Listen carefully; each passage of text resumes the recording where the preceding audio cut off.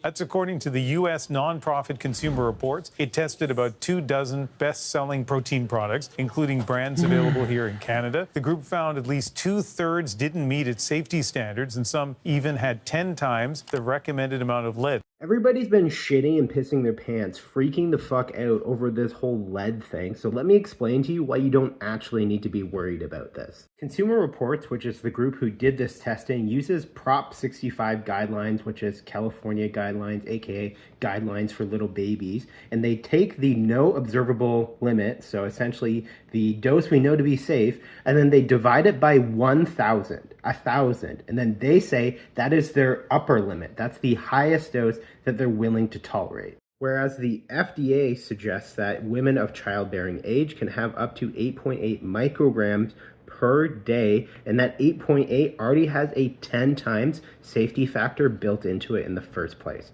So why don't we take a look to see how much lead was actually in this protein powder. Worst offender on this list had 7.7 micrograms, so still within the 10-fold safe limit, and the serving size on the back of the container was 6 scoops. How many people do you think are consuming 6 scoops of protein powder? So in reality, all of these protein powders passed. They were well under the FDA guidelines, which again, already have a 10x safety factor built into it. But if you're really worried about this, just buy protein powders which have been third-party tested.